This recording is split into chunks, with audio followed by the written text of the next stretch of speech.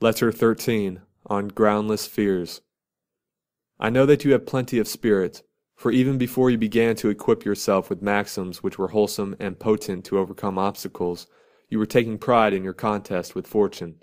And this is all the more true now that you have grappled with fortune and tested your powers.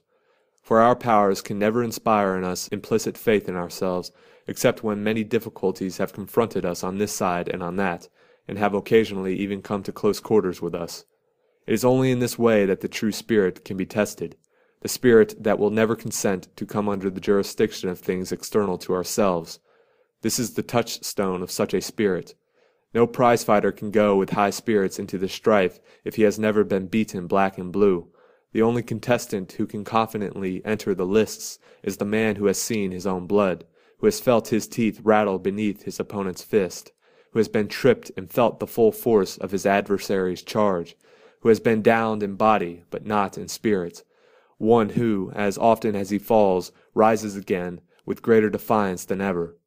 So then, to keep up my figure, fortune has often in the past got the upper hand of you, and yet you have not surrendered, but have leaped up and stood your ground still more eagerly. For manliness gains much strength by being challenged. Nevertheless, if you approve, allow me to offer some additional safeguards by which you may fortify yourself. There are more things, Lucilius, likely to frighten us than there are to crush us.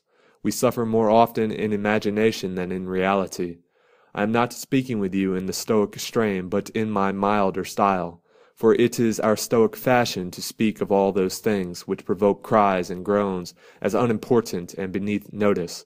But you and I must drop such great-sounding words, although heaven knows they are true enough. What I advise you to do is, not to be unhappy before the crisis comes, since it may be that the dangers before which you paled as if they were threatening you will never come upon you. They certainly have not yet come.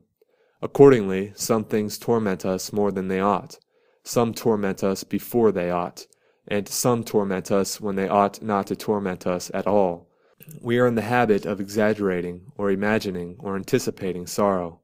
The first of these three faults may be postponed for the present, because the subject is under discussion and the case is still in court, so to speak.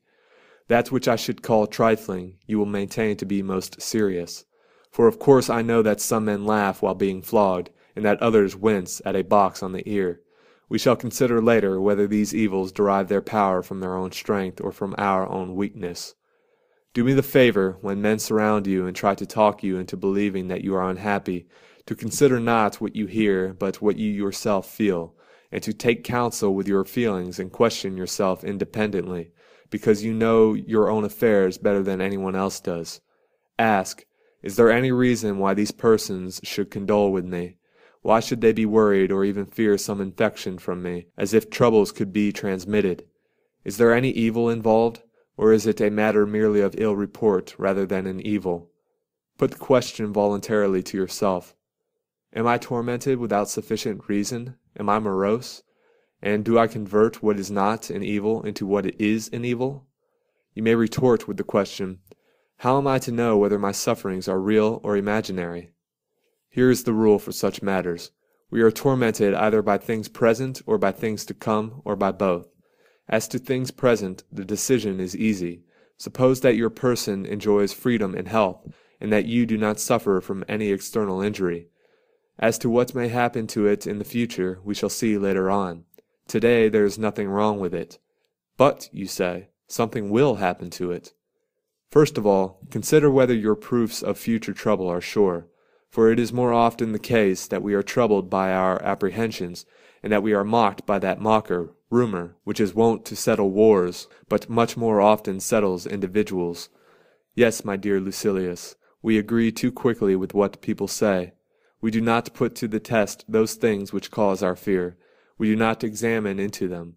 We blench and retreat just like soldiers who are forced to abandon their camp because of a dust cloud raised by stampeding cattle, or are thrown into a panic by the spreading of some unauthenticated rumor. And somehow or other it is the idle report that disturbs us most. For truth has its own definite boundaries, but that which arises from uncertainty is delivered over to guesswork and the irresponsible license of a frightened mind. That is why no fear is so ruinous and so uncontrollable as panic fear, for other fears are groundless, but this fear is witless. Let us then look carefully into the matter. It is likely that some troubles will befall us, but it is not a present fact. How often has the unexpected happened? How often has the expected never come to pass? And even though it is ordained to be, what does it avail to run out to meet your suffering? You will suffer soon enough when it arrives. So look forward meanwhile to better things. What shall you gain by doing this? Time. There will be many happenings meanwhile which will serve to postpone or end or pass on to another person the trials which are near or even in your very presence. A fire has opened the way to flight.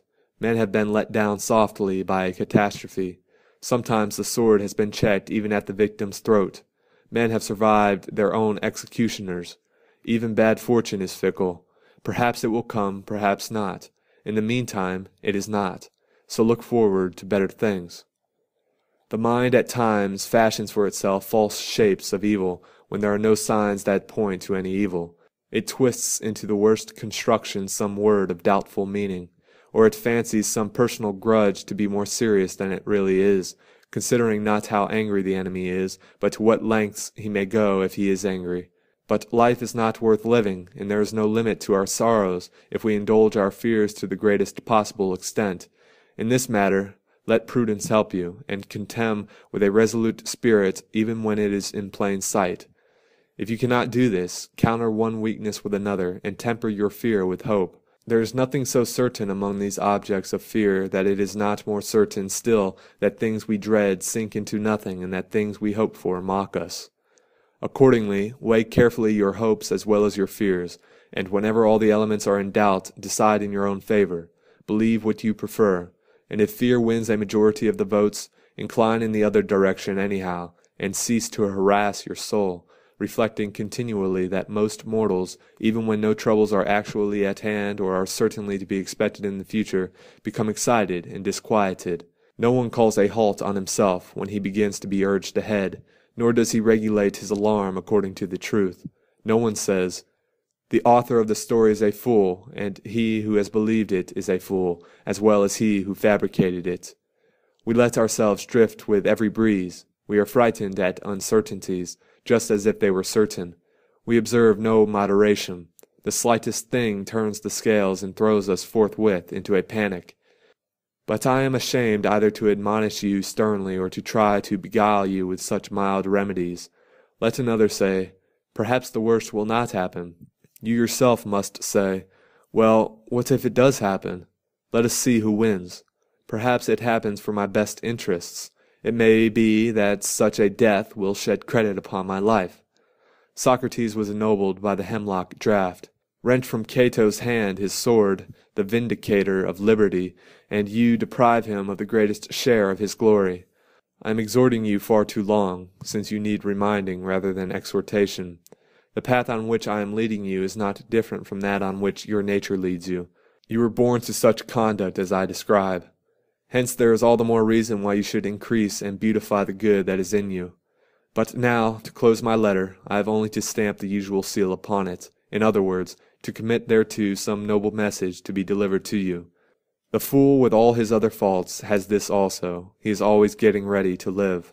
Reflect, my esteemed Lucilius, what this saying means, and you will see how revolting is the fickleness of men who lay down every day new foundations of life, and begin to build up fresh hopes even at the brink of the grave. Look within your own mind for individual instances. You will think of old men who are preparing themselves at that very hour for a political career, or for travel, or for business. And what is baser than getting ready to live when you are already old? I should not name the author of this motto, except that it is somewhat unknown to fame, and is not one of those popular sayings of Epicurus which I have allowed myself to praise and to appropriate. Farewell.